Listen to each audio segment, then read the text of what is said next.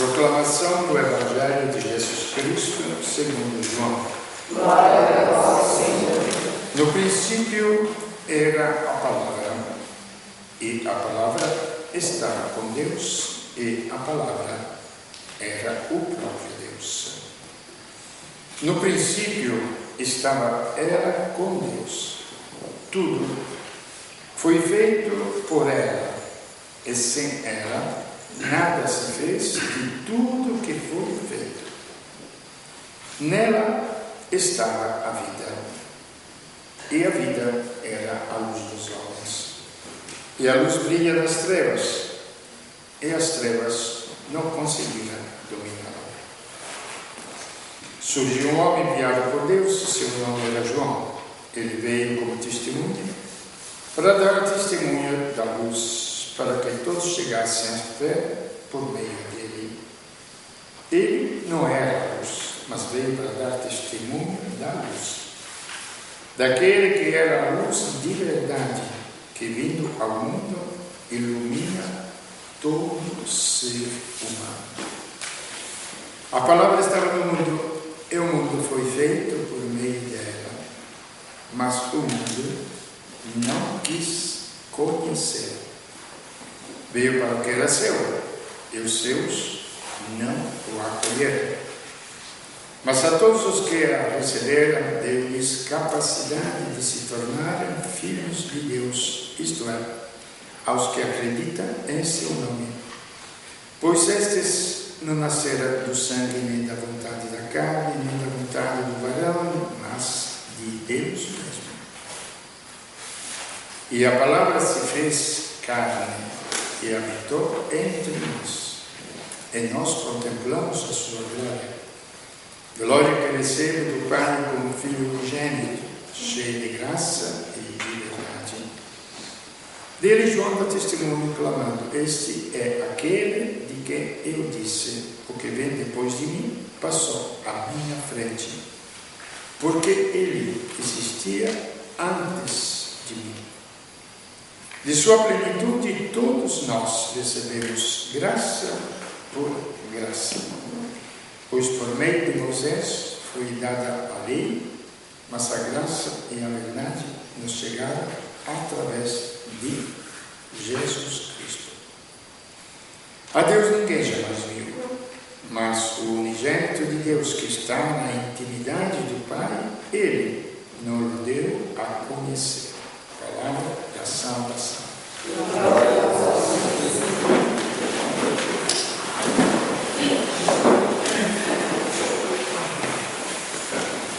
Poderíamos dizer, como Jesus perguntou: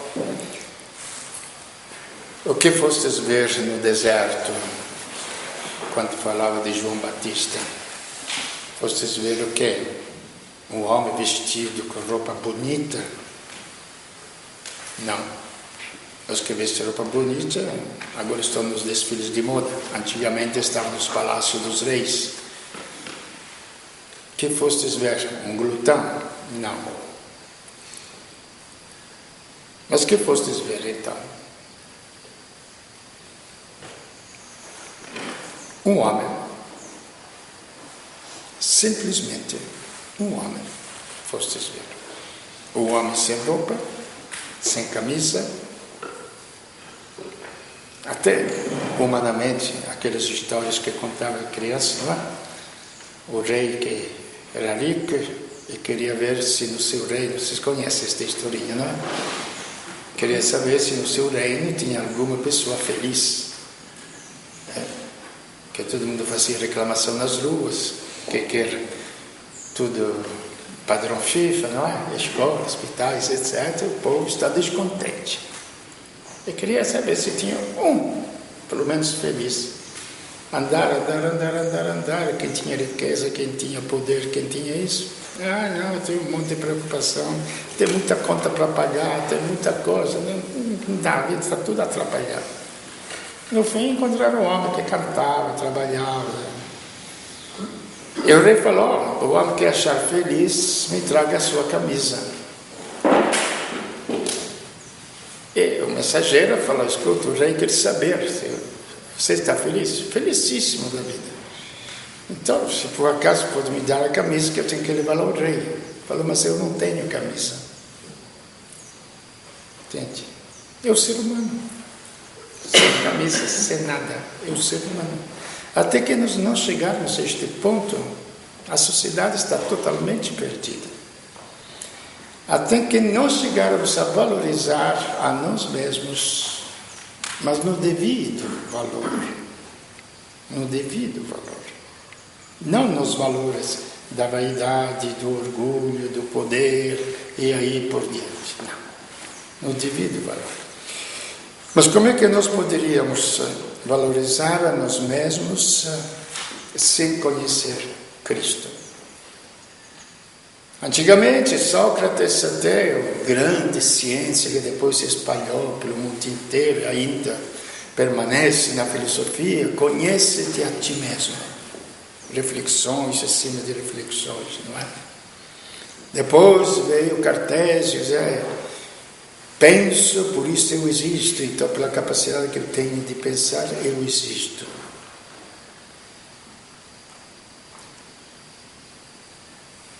Mas quem é que pode conhecer o homem? Então, o homem, nós festejamos o Natal. O sinal que os anjos deram aos pastores, quando chamaram para visitar, foram ver qual é o sinal. Milagres, falar línguas, aparições de Nossa Senhora, nada. Vocês vão encontrar uma criança.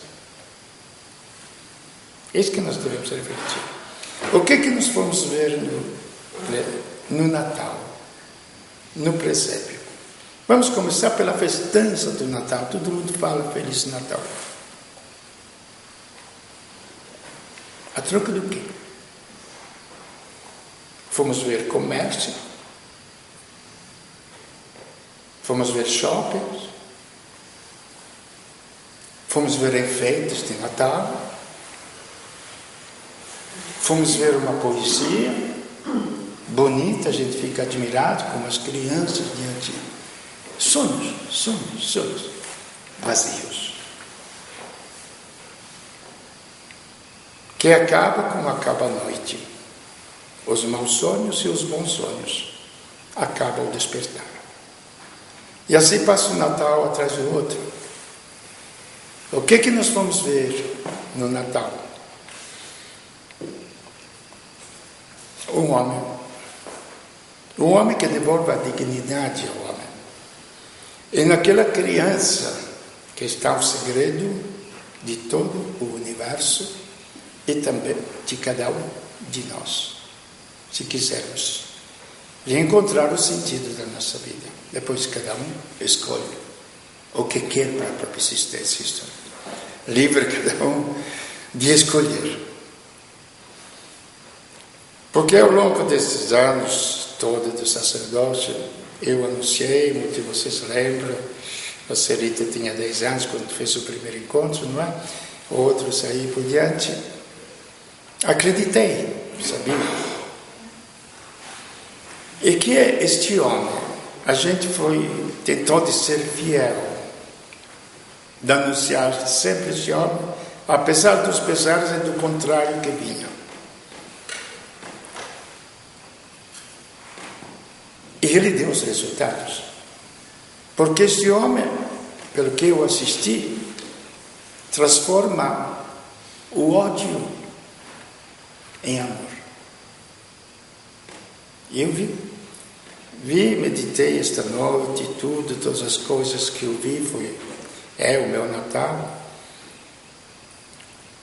Quando uma moça que odiava terrivelmente o seu pai, tocada pela graça de Deus, começou a chorar, e não somente perdoou o pai, amou o pai. E sabe o que ela falou na confissão pública que fez? Eu sei que meu pai errou porque não te conheceu, mas eu agora te conheço. E eu sei quem é você, mas ele não sabia. Ele transforma a morte em vida. Vou contar alguma coisa que já contei, mas é uma experiência também desta luz que veio ao mundo. E quem aceitou e a recebeu, deu-lhe o poder de se tornar filho de Deus. Quando encontrei um homem, já creí, acreditava no mundo, acreditava na beleza do mundo, acreditava nos prazeres do mundo, acreditava em tudo que o mundo lhe oferecia, até a própria natureza, o ambientalismo antes do tempo e por diante. E quando propus para ele que existia uma luz mais brilhante do que a luz do sol, que ele gostava tanto,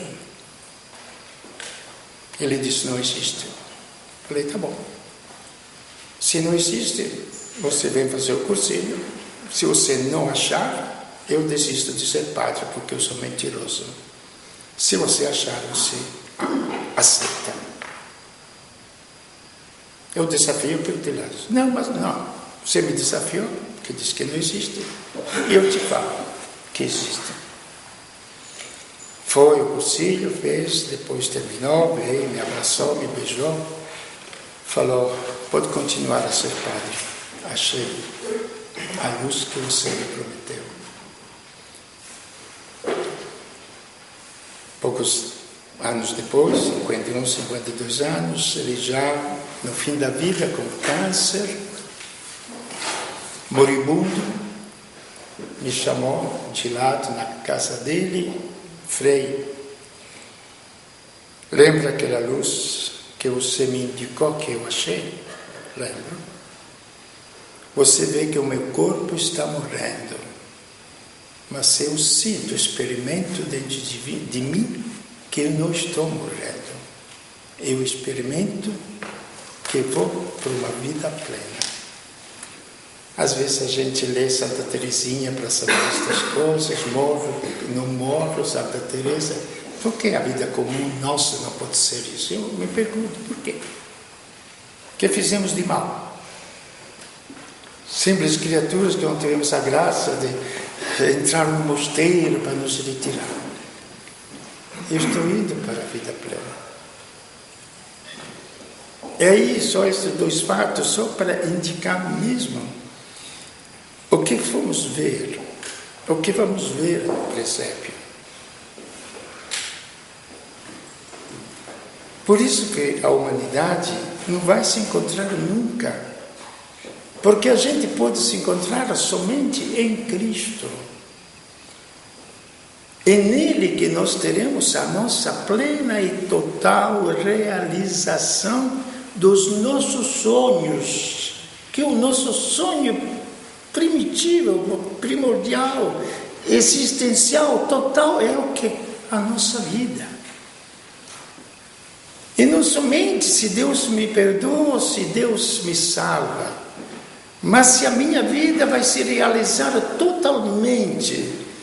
Beatriz de Folhinha falava claro assim: quem és tu, Jesus? Tu sacias todas as nossas aspirações, os sonhos infinitos que cada um tem, ele sacia. E só ele pode saciar. Por quê? Porque somos infinitos, sem querer. Não depende de nós. Fomos criados infinitos.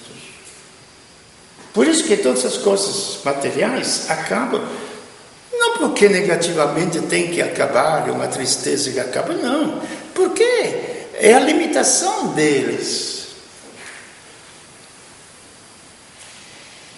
E a própria civilização, estava lendo outro dia, uma coisa incrível que eu não tinha refletido nunca, Santo Agostinho, que dizia assim: o mundo se assusta quando pensa no juízo final, que tudo que esta criação vai acabar. Toda esta criação vai acabar. Está na lógica de tudo que é matéria, porque tudo que é matéria acaba. O nosso próprio corpo, que nasce, cresce, se envolve, depois morre.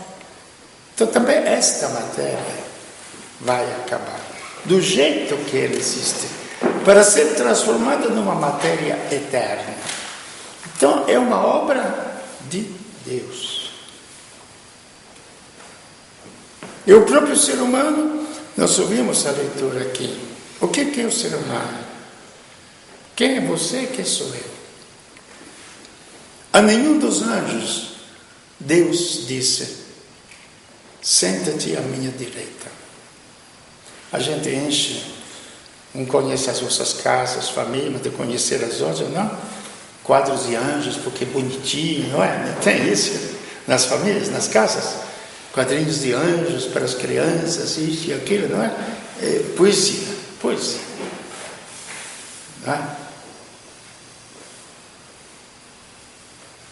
E quando faz até a imagem de Cristo, parece que saiu de manicure, toda pintadinha, algumas gotinhas de sangue, não pode ser um Cristo triste, trágico, dentro, em cima da cruz, não. Deus saiu de manicure, porque dá desgosto, dá dor, etc. Não, é um homem. Então este homem que a gente medita, que foi reduzido humanamente aos olhos dos homens, menos do que um verme. Menos do que um verme, porque um verme se esmaga, acabou.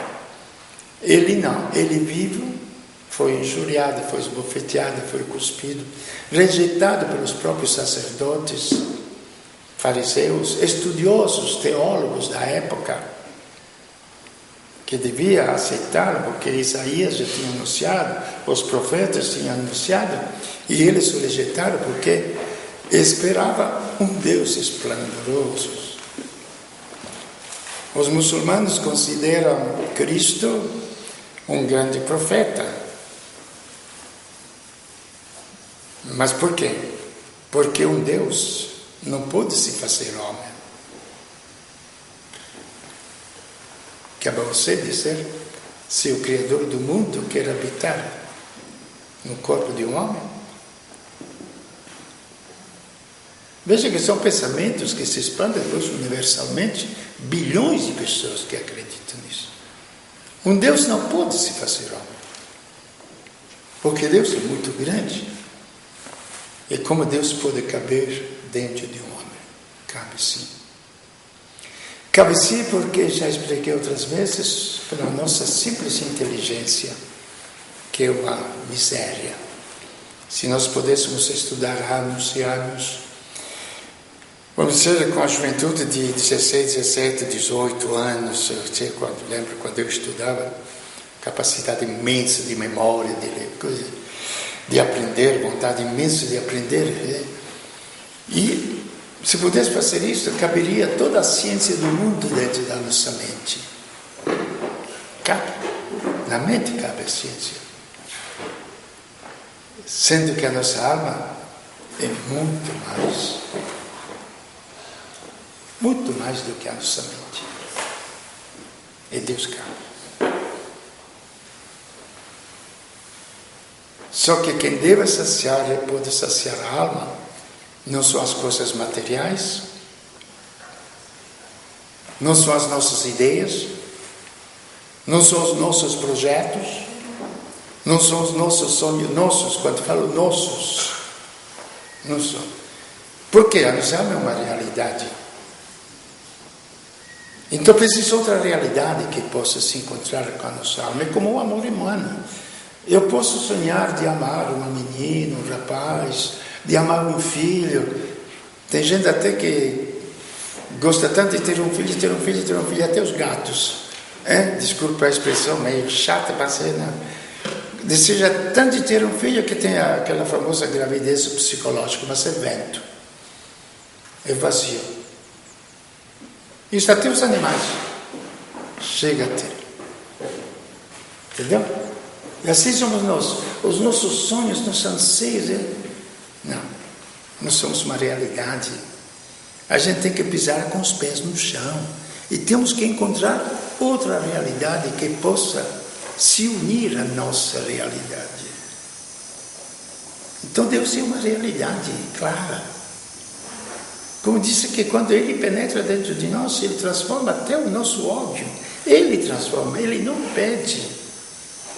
Ele transforma o nosso ódio em amor. Vocês pensam que brincadeira é isto? Ele transforma a nossa tristeza em alegria. Ele transforma o nosso choro em canto de júbilo. Ele transforma a nossa morte em vida eterna. Eu sei, vocês podem dizer, eu posso dizer, eu não digo mais agora, mas finalmente, cabeça dura, me convenci totalmente. Mas é difícil crer nisso. Não, não é difícil crer nisso. O problema é crer que isto existe. E que tudo isto aqui existe naquela criança.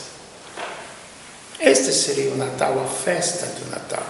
A festa da humanidade. Na primeira oração que nós temos feito, ele se dignou de fazer parte da nossa humanidade, para que nós nos tornássemos parte da sua divindade. É um sonho isto? Não. Eu diria assim, desculpe, é o sonho de Deus. O projeto de Deus. Não é o nosso, mas é o projeto de Deus. Então veja que exatamente são os 3 pontos básicos da meditação cristã. Este nascimento, um Deus que a gente pode ver, visível, dizer que é Deus, dizer que aquele homem era Deus. Jesus mesmo perguntou várias vezes: quem diz aos homens que eu sou? Um profeta, um que faz milagres, etc, etc. Mas vocês quem dizem? Tu és o Filho de Deus, tu és o próprio Deus. Depois, a Eucaristia, que o próprio Deus se faz alimento. E não é ilógico que ele se faça alimento da humanidade. Porque é vida com vida. É vida com vida. Se nós temos uma vida espiritual, tem que ser alimentada espiritualmente. Porque a própria mãe, quando ela gera um filho, do próprio corpo dá o leite para alimentar os filhos. Até nos animais existe isso. É ilógico? Não. É lei da vida, não é? Então ele se faz comida. Os hebreus, vocês receberam maná no deserto? Está no deserto, mas quem comeu aquele maná depois morreu. Mas eu vim para dar uma comida que permaneça para a vida eterna. E depois o último trato dele sobre a terra, como homem, certamente na cruz. Na cruz, onde o que é que acontece na cruz? A destruição total do ser humano. Você não dá nem um centavo para aquele homem. Vamos entrar na realidade clara, potente, fazia milagres, o povo corria atrás dele, os discípulos acreditavam nele, ele se transforma em capaz de tudo, não faz mais nenhum milagre. O povo inteiro foge, aliás, grita, crucifica. Os próprios discípulos o abandonam. Por muito menos a gente entra em depressão na nossa vida, não é? Muito, muito menos. Basta um cisquinho para a gente já se arrebentar.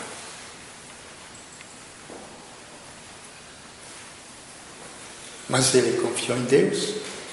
E entregou sua vida em Deus, que é fonte da vida, que gera a vida, que é capaz de vencer a morte.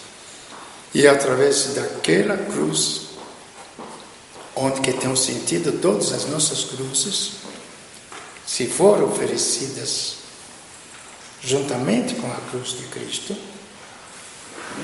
que Deus pode operar. Porque aí não somos mais nós que operamos, não somos mais nós que agimos.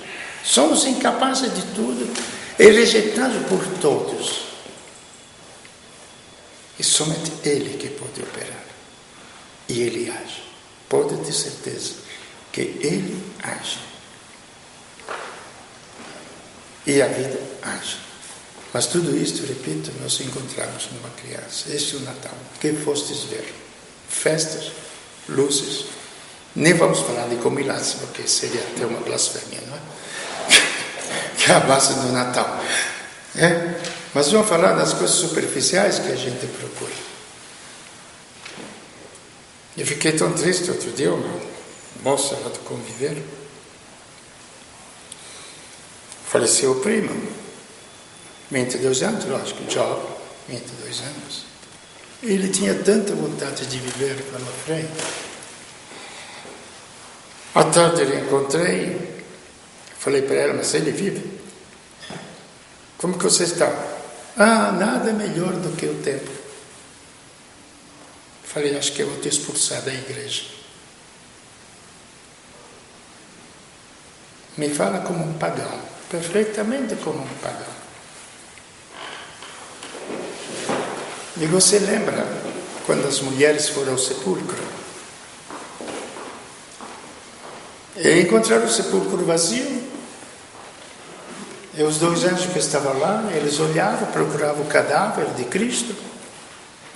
E os anjos falaram para elas: por quê vocês estão procurando entre os mortos aquele que vive? Por quê? Por que procura entre os mortos aquele que vive?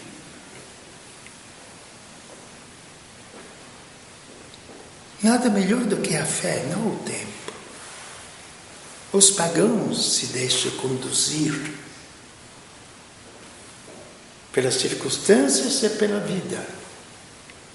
Os cristãos conduzem a vida. Nós não somos escravos nem do tempo, nem dos pecados, nem de nada. Nós conduzimos a vida, porque Cristo é a história. A história de cada um de nós, a história do universo e a história de todos os homens. Que fostes ver no deserto? Que fostes ver no presépio?